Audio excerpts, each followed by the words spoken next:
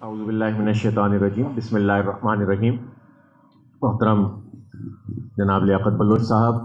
صدر مجلس، نائب امیر جماعت اسلامی پاکستان، محترم جناب حبیب جنیدی صاحب، محترم اسامہ رضی صاحب، خالد خان صاحب، علی حیدر قبول صاحب، جناب عاصم بھٹی صاحب، ظفر خان صاحب اور جناب شاہد ایوب صاحب، اور میرے بہت ہی قابل احترام، میں سب کے نام نہیں لے پا رہا ہوں، دوستوں بھائیوں، آج پاکستان اسٹیل کے حوالے سے ایک اور مجلس مشاورت آپ کہہ لیں یا اسٹیل بل بچاؤ کانفرنس کہہ لیں، یہ ہم نے اس لیے منعقد کی ہے کہ ہمیں مسلسل اس پر گفتگو بھی کرنی ہے، احتجاج بھی کرنا ہے، قانونی جدوجہد بھی کرنی ہے اور مل جل کر ایک ایسا کام کرنا ہے جس کے نتیجے میں ہم پاکستان کے اس اہم ترین اسٹریٹجک ادارے کو بچا سکیں اور اس کی بحالی کی جدوجہد کو تیز تر کر سکیں۔ آپ کے علم میں ہے کہ سندھ ہائی کورٹ کے اندر بھی کیس موجود ہے اور پاکستان کی اعلیٰ ترین عدالت عظمیٰ سپریم کورٹ کے اندر بھی کیس موجود ہے، اور ہم یہ سمجھتے ہیں کہ اب جو بھی صورتحال ہے اس میں چیزیں بہت واضح ہو کر سامنے آئی ہیں کہ قانونی اعتبار سے بھی اس اسٹیل مل کی اس طرح سے جو فیصلے کیے گئے ہیں کہ جو کیبنٹ اور اس سے پہلے ACC کی میٹنگ میں جو فیصلہ کیا گیا ہے یہ قانونی اعتبار سے بھی درست نہیں ہے، اور ماضی کی جو جتنی پروسیڈنگز ہوئی ہیں اس کے مطابق CCI کے بغیر اس کی کسی بھی اس کے اسٹیٹس کو تبدیل کرنے کی کوئی کوشش کی ہی نہیں جا سکتی، اور CCI ہی اس کا وہ ادارہ ہے جو کونسل آف کامن انٹرسٹ کے جو یہ فیصلہ کرنے کا مجاز ہے۔ لہٰذا قانونی اعتبار سے بھی ملازمین بھی اور پاکستان اسٹیل کی پوزیشن بہتر ہے، لیکن ہم جانتے ہیں کہ یہاں ہر دائرے کے اندر جدوجہد کرنے کی ضرورت ہوتی ہے۔ پاکستان اسٹیل ہمارا ایک حکمت عملی اور ملک کی بقا اور سیکیورٹی اور اسٹریٹجی کے حوالے سے بھی اہم ترین ادارہ ہے۔ پرائیویٹ سیکٹر کے اندر کتنی بھی ملیں موجود ہوں، ظاہر ہے کہ لوہا ایک بنیادی حیثیت رکھتا ہے، اور اسی پر ہماری پوری کی پوری جو انڈسٹری ہوتی ہے وہ انڈسٹری کی جو ہماری دفاع سے تعلق رکھتی ہے اس کا انحصار ہوتا ہے۔ کہیں سے بھی اگر کسی بھی صورت کے اندر حالات ایسے ہوں کہ جس میں پرائیویٹ سیکٹر کے اوپر ایک دباؤ بین الاقوامی طور پر پڑے تو پھر ہم کہاں جائیں گے؟ تو یہ پاکستان اسٹیل ہے جس نے ہمیشہ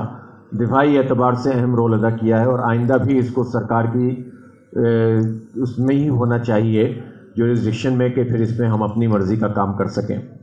دوسری بات یہ ہے کہ پاکستان اسٹیل کوئی ایسا ادارہ بھی نہیں تھا کہ جو نقصان میں چلتا ہو۔ دیکھیں، بعض چیزیں ایسی ہوتی ہیں کہ جس کو نفع اور نقصان کے دائرے میں نہیں دیکھا جاتا، قومی ضرورت کے دائرے میں دیکھا جاتا ہے، لیکن یہ تو وہ ادارہ ہے کہ جو نفع پہنچانے والا ادارہ تھا، اور 2007 میں تو اس نے 16 ارب روپے کا پروفٹ دیا تھا۔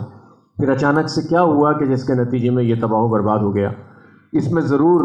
ہمیں اپنی حکومتوں کی کارکردگی کو بھی دیکھنا ہوگا کہ جنہوں نے یہاں پر کرپشن اور لوٹ مار کے بازار کو گرم کیا اور اس میں اپنی منمانیاں کی، اور اس کے نتیجے میں یہ منافع بخش ادارہ غیر منافع بخش بن گیا اور پھر نقصان میں چلا گیا۔ ظاہر ہے کوئی بری الذمہ نہیں ہے، لیکن اس وقت یہ نہیں ہے کہ ہم بلیم گیم کریں، بلکہ اس وقت تو یہ ہے کہ سب کو، اگر پاکستان کی یہ سیاسی جماعتیں سمجھتی ہیں کہ پاکستان اسٹیل کو بحال ہونا چاہیے تو پھر انہیں واضح طور پر سامنے بھی آنا چاہیے اور کھل کر بات کرنی چاہیے۔ یہ عجیب بات ہے کہ مشاہد اللہ تو ایک بات کرتے ہوں اور خواجہ آصف اس کو جنازے قرار دیتے ہوں۔ یہ عجیب بات ہے کہ رضا ربانی صاحب بہت ایک واضح موقف کے ساتھ بات کرتے ہوں کہ اس کو کسی صورت پر پرائیویٹائز نہیں ہونا چاہیے، اور بلاول صاحب ذرا ڈھیلی بات کرتے ہوں اور اس کے نتیجے میں دوسروں کو بھی حوصلہ ملتا ہو۔ یہ نہیں ہونا چاہیے کہ پاکستان تحریک انصاف کے لوگ جو ہیں وہ تو اس کو بیچ رہے ہوں، لیکن ان سے منسلک لوگ، بالکل ٹھیک کہا نیازی صاحب نے، کہ اس کا دفاع کر رہے ہوں، یہ دفاع کرنے یا ایسی بات کر رہے ہوں کہ جس کے نتیجے میں ادھر بھی اور ادھر بھی۔ یہ نہیں ہونا چاہیے۔ جس طرح نیازی صاحب نے کھل کر بات کی ہے، پوری انصاف یونین کو اب سامنے آنا چاہیے نا، CBO کو کھڑا ہو جانا چاہیے مزدوروں کے ساتھ، اور پھر بتانا چاہیے کہ ہمارے ساتھ غداری کی گئی ہے، دھوکہ کیا گیا ہے، اور ہم مزدوروں کے محاذ کے اوپر کھڑے ہوئے ہیں۔ تو اس پوزیشن کو اختیار کریں گے تو پھر ہم کوئی چیز کر سکتے ہیں۔ MQM کہاں ہے یہ بھی سوال پیدا ہوتا ہے۔ اس شہر کا ادارہ ہے اور اس کی جماعت ہے، 4 قومی اسمبلی کی اس کی نشستیں ہیں۔ اسی طرح سے جو ہے وہ بہت اہم سوال تو یہ ہے کہ جس کیبنٹ کی میٹنگ میں یہ فیصلہ ہو رہا تھا تو اس میں جو ہے کراچی سے 14 MNA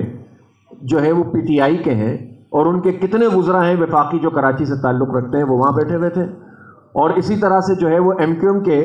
4 تو کراچی سے قومی اسمبلی کے ممبر ہیں اور 3 وزیر ہیں جو اس کیبنٹ کے اندر موجود ہیں، وہاں انہوں نے بات کیوں نہیں کی؟ اگر پی ٹی آئی کے وزراء جو اتنی بات کرتے ہیں ان کو وہاں پر اپنا موقف تو بیان کرنا چاہیے تھا نا۔ اس کا مطلب یہ ہے کہ ایم کیو ایم اور پی ٹی آئی نے تو مل کر اس کو بیچنے کا اور ملازمین کو فارغ کرنے کا فیصلہ کیا ہے، اور پیپلز پارٹی کو بھی جو کردار ادا کرنا چاہیے، میں جنیدی صاحب کے توسط سے یہ ضرور کہنا چاہوں گا کہ وہ اپنا کردار ادا کریں اور اس کردار کو پیپلز پارٹی سامنے آ کر ادا کرے تاکہ اس ادارے کو بچایا جا سکے۔ اگر کوئی غلطیاں ماضی میں کسی نے کی ہیں تو جرت ہونی چاہیے کہ ہاں ٹھیک ہے یہ غلطیاں ہو گئی ہیں، آئندہ اس کی اصلاح ہوگی، لیکن ادارہ تو نہیں بیچا جا سکتا۔ پھر میں یہ ضرور کہنا چاہتا ہوں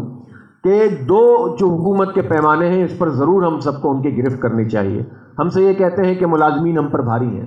اربوں روپے ہم نے ان پر خرچ کیے ہیں، 55 ارب روپے ہم اسٹیم مل پہ لگا چکے ہیں، اتنا ہمیں لاس برداشت کرنا پڑا ہے، سفید ہاتھی یہ بن گیا ہے، جنازے یہ بن گئے ہیں، وغیرہ وغیرہ۔ لیکن ایک طرف خود بند کرنے کے بعد اور 2 سال سے سی ای او کا تقرر نہ کرنے جیسی بالکل واضح طور پر ان کی نیت سامنے آ گئی ہے،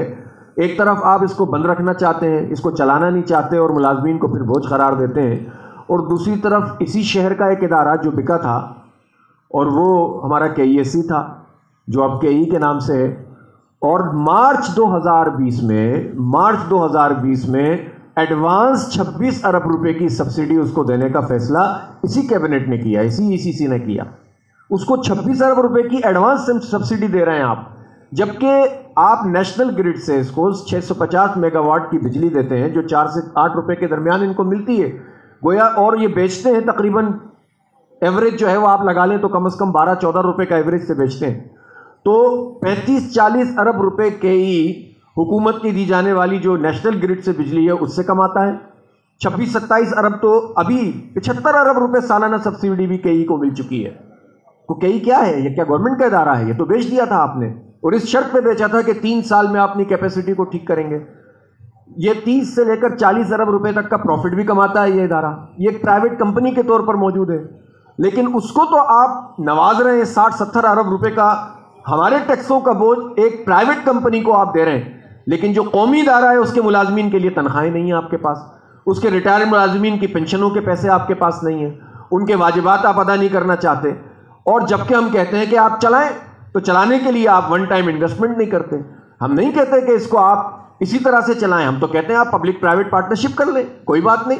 آپ اس میں مختلف کمپنیوں کو انوائٹ کر لیں، انویسٹمنٹ لے لیں، رشیا سے بات کریں، چائنا سے بات کریں جو آپ کے اسٹریٹجک دوست بن سکتے ہیں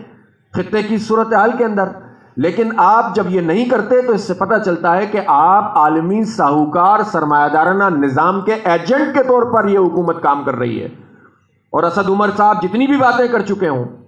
اس وقت تو پریکٹیکلی آئی ایم ایف کے غلام ابن غلام کا رول پی ٹی آئی ادا کر رہی ہے،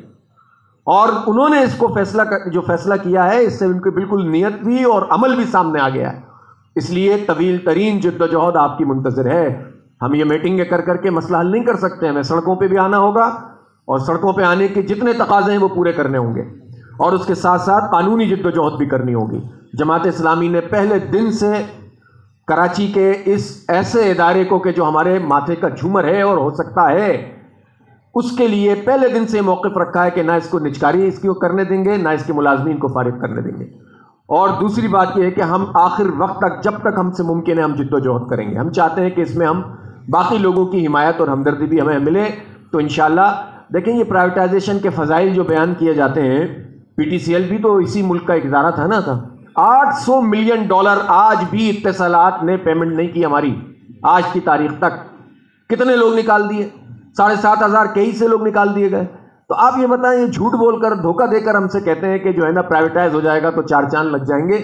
تو ہم بہرحال اس پورے عمل کی مذمت بھی کرتے ہیں اور قانونی جنگ بھی لڑیں گے، جماعت اسلامی بھی، اور پاسلوں نے بھی